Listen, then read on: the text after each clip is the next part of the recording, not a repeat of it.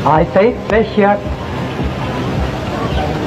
in sending the following greeting to the United States and to the world at large.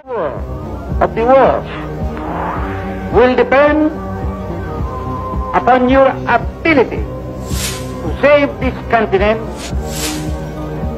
from invasion. Public are free. Ngayon, naitayo natin ang bagong Republika ng Pilipinas. Kamatayan, sapagkat ang kamatayan may matamis, katulad ng tinuro ng ating mga... President Sergio Osmeña as President of the Philippine Commonwealth in Washington. We need immediate relief and financial assistance to tide us over.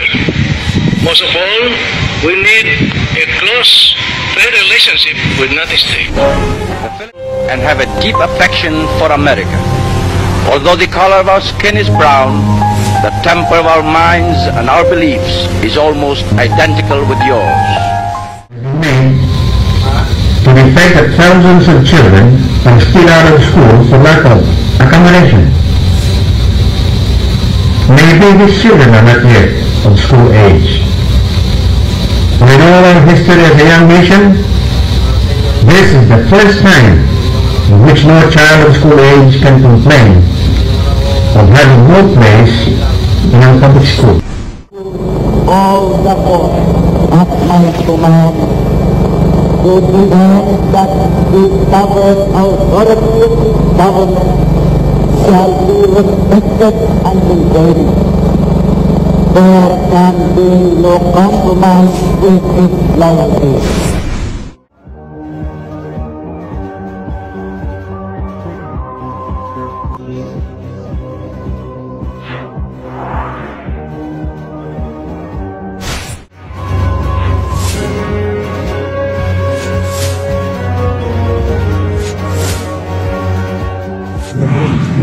Ferdinand E. Marcos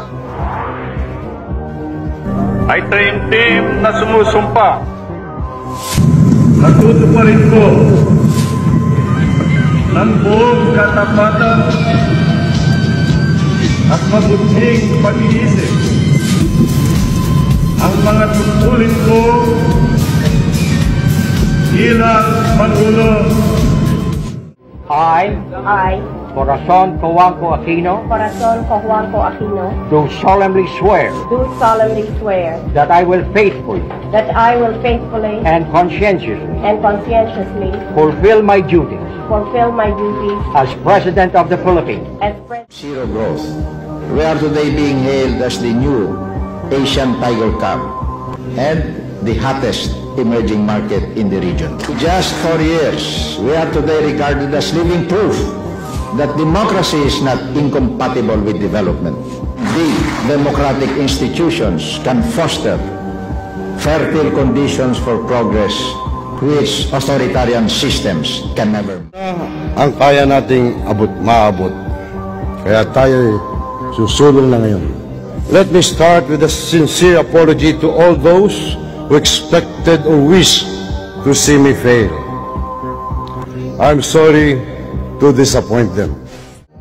That grew more than 6% last year and that has continued to work in the teeth of the biggest oil price hikes in history while generating 4 million jobs in the last 4 years. Ba ninyong matanggal ang wangwang hindi lamang sa kalsada kundi sa kaisipang nagdulot ng baluktot na sistema na pagkatagal-tagal na nating pinagtiisan? Ako rin. Sa larangan po ng negosyo, sino ba ang nag-akalang 7 ulit nating malalampasan ang all-time high ng stock market? Because the alternative are either jail or hell. Short of expressly advocating a call to arms, there are those who say that we should stand up and stop those who fish in our economic zone. Of course, we will do in due time. Cut down establishments that continue to pollute and poison our waters. The drugs will not be crossed. unless we continue to eliminate corruption. I have met the enemy face to face, and sadly, the enemy is find a way to grow and to make stronger the relationships between our two countries, the People's Republic of China and the Republic of the Philippines.